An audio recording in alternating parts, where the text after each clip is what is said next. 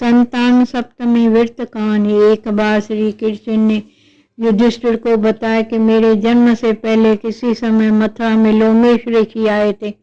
मेरे माता पिता देवकी तथा वसुदेव ने भक्ति पूर्वक पूजा की तो ऋषि ने आदेश दिया, हे देवकी, कंस ने तुम्हारे कई पुत्रों को पैदा होते ही मारकर तुम्हारे पुत्र शोक दिया।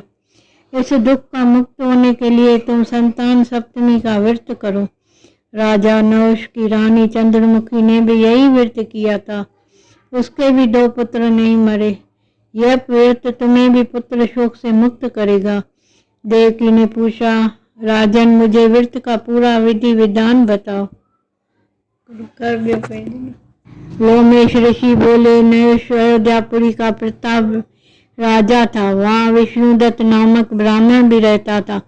उसके पत्नी का नाम रूपवती था। चंद्रमुखी तथा रूपवती परस्पर घनिष्ठ प्रेम था। एक दिन वे दोनों सरयू में स्नान करने गए। वहाँ और भी स्त्रियां स्नान कर रही थी। उन्होंने वहाँ मंडप बनाकर पार्वती से शिव की प्रतिमा बनाकर विधि विधान पूजन किया। उन स्त्रियों ने चंद्रमुखी तथा रूपवती में पूजन का नाम तिथि विधि पूछी। स्त्रियों ने बताया कि हमने पार्वती से शिव की पूजा की है। भगवान शिव का डोरा बांधकर हमने संकल्प किया है कि जब तक जीवित रहेंगी तब तक यह व्रत करती रहेंगी।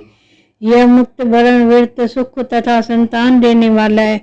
स्त्रियों की बात सुनकर उन दोनों सखियों ने भी जीवन पर्यंत इस व्रत को करने का संकल्प करके शिव जी के नाम का डोरा बांध लिया। किंतु घर पहुंचने पर वे संकल्प को भूल गए। फलत मृत्यु के पश्चात रानी वानरी तथा ब्रह्मणी मुर्गी के योनि में पैदा हुई। कालांतर में पशु योनि छोड़कर मनुष्य योनि में आई। चंद्रमुखी मथुरा के राजा पृथ्वीनाथ की रानी बनी। रूपवती ने एक ब्राह्मण के घर में जन्म लिया। इस जन्म में रानी का नाम ईश्वरी तथा ब्राह्मणी का नाम भूषणा रखा गया। भूषणा का विवाह राजपुरोहित अग्निमुंड के साथ हुआ। इस जन्म में भी उन दोनों की बड़ी प्रीति थी।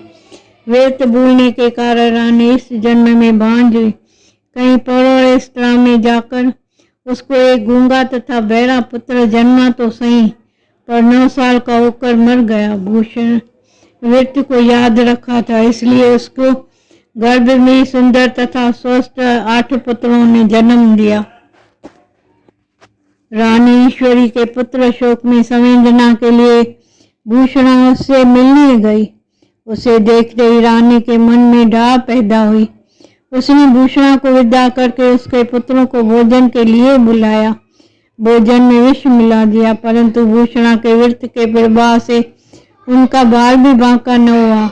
इससे रानी को और भी अधिक क्रोध आया। उसने अपने नौकरों को आज्ञा दी कि भूषणा के पुत्र को पूजा के यमुना के किनारे ले जाकर गहरे जल में ढकेल दो।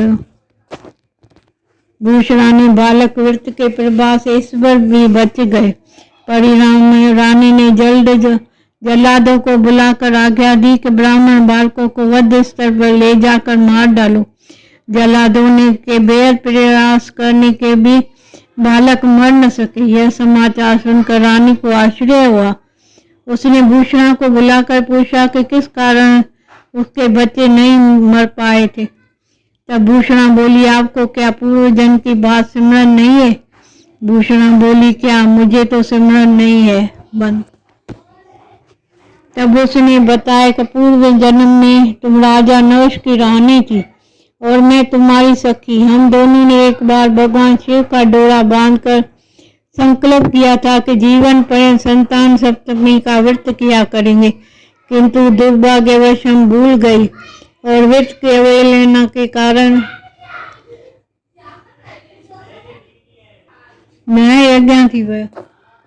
व्रत की अवहेलना होने के कारण विभिन्न यौनों में जन्म लेते हुए अब फिर इस मनुष्य जन्म को प्राप्त हुई है। अब मुझे इस व्रत की याद हो आई थी, तब मैंने व्रत किया। उसी के प्रताप से मेरे पुत्रों को आप चाह कर भी न मरवा सकी। सुनकर रानी ईश्वरी ने विधि पूर्वक यह संतान सुख देने मुक्ता भरण व्रत रखा। तब व्रत के प्रभाव से रानी पुनः गर्भवती हुई और एक सुंदर बालक उत्पन्न हुआ। उसी समय से पुत्र प्राप्ति और संतान की रक्षा से निमित्त इस व्रत को आध्यात्मिक प्रचलन हुआ है।